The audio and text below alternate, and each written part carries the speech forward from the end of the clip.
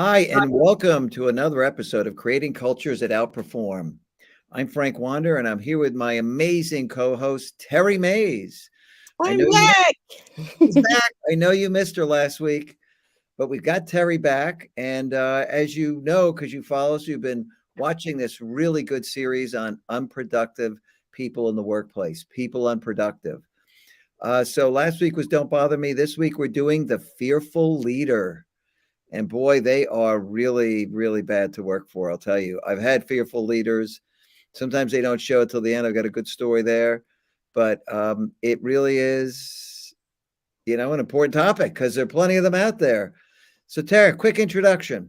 Yes, hello. I'm Terry Mays, a certified culture engineer with emphasis on helping companies bring out the best in their people.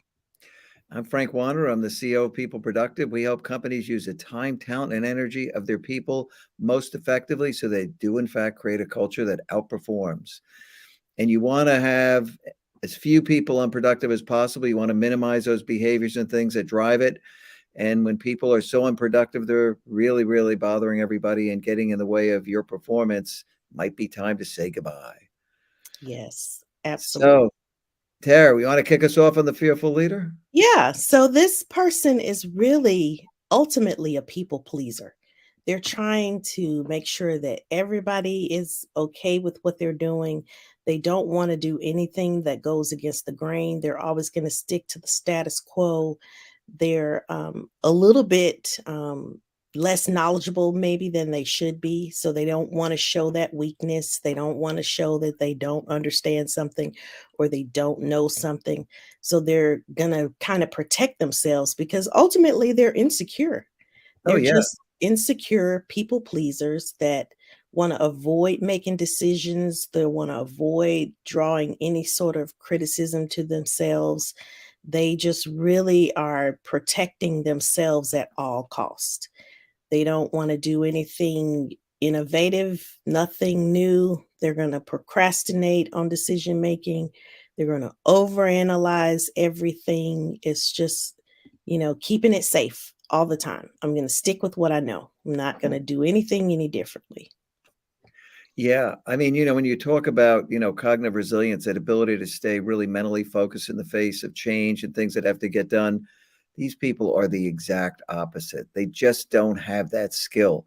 They are fearful for whatever reason, and they're afraid of change or afraid of making a mistake. They probably got yelled at all the time as a kid or something. Every time they did something wrong, they were a little too noisy or whatever. I don't want to speculate, but they're wired this way and they're very, very afraid of change. They're afraid of anything new. If you bring innovative ideas to them, they're a problem. I remember I was reinventing this whole call center at one time.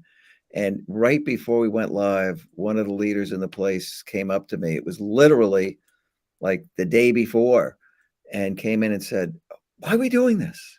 Just terrified that it was all going to blow up, right? And I was changing the status quo and all the numbers would change and the whole telecom setup was changing.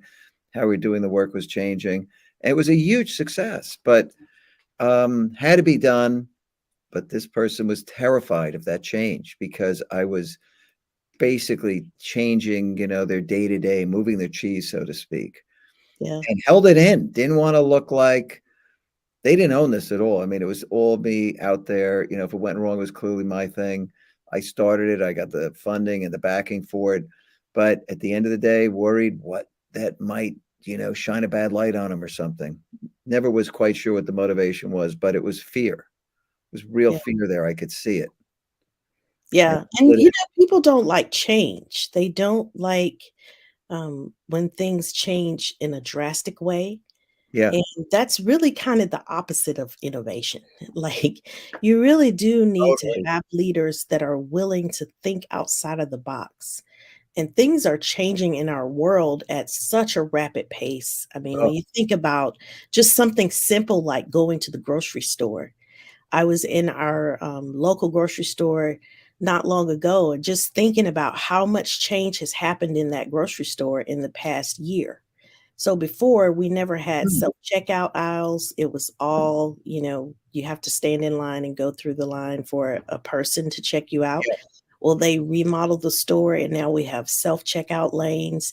I You can love it. download the app, you can add items to your cart and check out that way. Like, innovation in almost every aspect of life has changed. Things have just completely changed with going even out to restaurants. COVID kind of forced that change where now you can get curbside delivery. You can go pick it up. You can get it delivered to your home. Like, there are all these different options. You can place orders in the app, or you can do it on the website, or you can call in. Like, there are just so many choices. All of that innovation came because people were not afraid. Oh, They yeah, they're tackling it because it's a big You had change. to.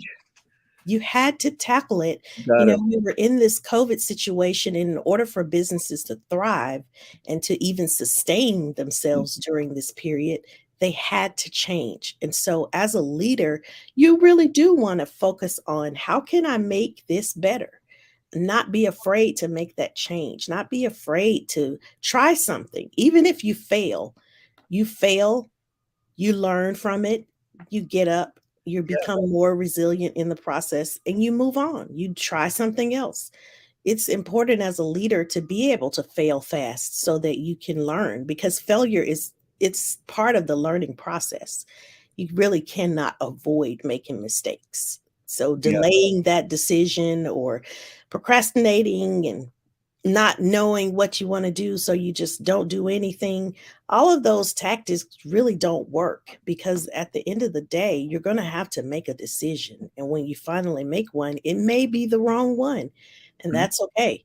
You learn from that mistake, you move on, and you try something else. A lot Yeah. of it is just, how fast can you fail and try again before you really get to a great solution. And they always talk about agility in this world because you've got to be agile. Agile leaders are not fearful. Their ability to take in a lot of information and synthesize a really good strategy, use trust-based leadership to push it down deeper in the organization so that that strategy can get implemented. The fearful leader is terrified of giving up that control. They don't synthesize a lot of information because they're afraid to think about it. Yeah. And they're the exact opposite of being agile. They're not agile leaders. They're fearful leaders, and they're a problem in a modern world where change is here to stay. The pace of change continues to evolve. It's going to go even faster. Everything's in the cloud. There's so much innovation. We're in the age of innovation. So people are pushing the umbrella in a lot of ways. The fearful leaders are not. And when you have a fearful leader, people just get disgusted in the place that they're stagnant. The place isn't changing. They're not buying anything new. They're not trying anything. So ultimately, these people can't survive. I mean, at the end of the day, they just can't survive in a world where they're missing these core elements of, agility, flexibility, cognitive resilience, the ability to absorb information, to motivate people, to drive change, to welcome it. They couldn't do that if they wanted to. Yeah. And this might be a good spot to bring up the key takeaways, because there's some things that you can do to actually help if you're in that situation where you're a fearful leader. Mhm. You um it's you have to recognize that you're there, number one, but then there's some things you can do to help that person and not feel like all of the weight of the world is on your shoulders. You can, and Marcelo, why don't you bring up the key takeaways? There, so you've got this thing that you can do with as a leader. If you feel like you don't have all of the tools that you need, if you don't feel like you can make decisions on your own, empower yourself by leaning on your team. That's the Mhm. purpose of having a team. As a leader, if you don't know something, you're not expected to know everything. That's not the purpose of being a leader. No. So be able to bring the right people on your team.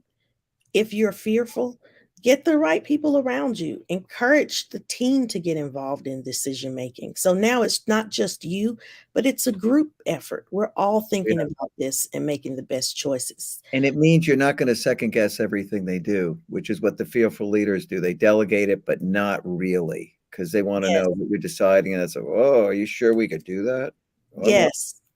Yes. So don't feel like it's all on you. It's not all on you as a leader. You can actually empower your team, bring that team together, and lean on the strengths of the team to help make the Yeah. decisions when you might be a little bit more fearful about it or not sure about it. Lean into that team. Let the team make the decision, and then as a group go forward together. And then that whole idea of learning how to fail fast and making those Mhm. mistakes, it's inevitable. You're going to make a mistake. Oh, yeah. Nobody's perfect. So learn from those mistakes and then move on. But Mistakes are good, repeated mistakes are not. That's the only right. difference. Learn from them. Don't repeat them. That's right. That's right. So these are some of the signs if you're a fearful leader, you lack confidence, you're procrastinating, don't want to make those decisions, so Oh, you're yeah. avoiding it. You got analysis paralysis, can't move, can't make a decision, sticking with the status quo, don't want to rock anybody's boat. You're overly focused on trivial matters, things that don't truly matter at all. And then it ultimately ends up where you just refuse to speak truth to power. You really Right. are in this place where you're not being a healthy leader. You're not making good decisions. So figure out how you can get some people around you. Are there some decisions that you've been avoiding because you are afraid? Go ahead and make a choice today. Go ahead and do something to at least advance you closer to the end goal. Even if it's the wrong choice, at least you made a choice, you took a step, you tried something, learn from it, and then try something else. Mhm. I love this quote from I do From too. Paul Paulison about we have nothing to fear but fear itself, and of course the boogeyman. And so that's That's so kind of cool. how we are, like this little fraidy cat under the desk doesn't Oh, want to yeah. come out, you know. Yeah, the cat is sitting there going, "You want me to make that decision? What? Right, like, he's I not can't coming own out. that." You really do have to consider that there's really nothing to be afraid of. So Yeah, what? You failed. You made a mistake, you made a bad choice. Learn from that and move on. Empower yourself with people that can help you when you are weak in a particular area. Get some team members around you, put some people on your team to help you, or get some mentoring, some coaching. There are people that are good at what you're not so good at. Get around those people and learn from them. Like it's just not okay to continue to be fearful and not advance your team and not help your company as a whole. You want to oh, yeah. be a good contributor to your company. And experience how absolutely great it is to have great people who are accountable under you to delegate to them and watch them do it and learn that trust so you can overcome your fear by trusting others who are good. You don't have to do it. You just got to get it done. And then you got to consider maybe you're not wired for an era where there's going to be constant change. This may not be for you if you are so afraid of stuff. That's right. That's Really right. is true. The Yeah. leadership changes over time, right? Who are these winning personalities, leadership personalities? And today it's you're very comfortable with change, you like it, you're agile, you think in terms of being agile, you welcome change, you promote it, you empower people to make a difference. And yeah, sure, you're at risk. You're always at risk. That's the way it goes, right? That's why you got to have good people and build a culture where people are motivated to excel. You're unlocking their potential. This is what protects you ultimately. Creating that culture that outperforms is the weapon of the fearful leader. They just don't know it. Yeah. It's there to help you. Your team is Yeah, there to help you. big So time. lean into that. Lean in. All right. So you should tune in next week. We're going to go over Mr. and Mrs. Know It All. Yep, Mr. and Mrs. Know It All. They're bad. We've all run into them. And we'll talk about why that is a really unproductive personality, how to spot them, what do you do about them. Yes. Sounds good. Sounds good. Well, listen, we'll see you next time. Yes. Bye for now.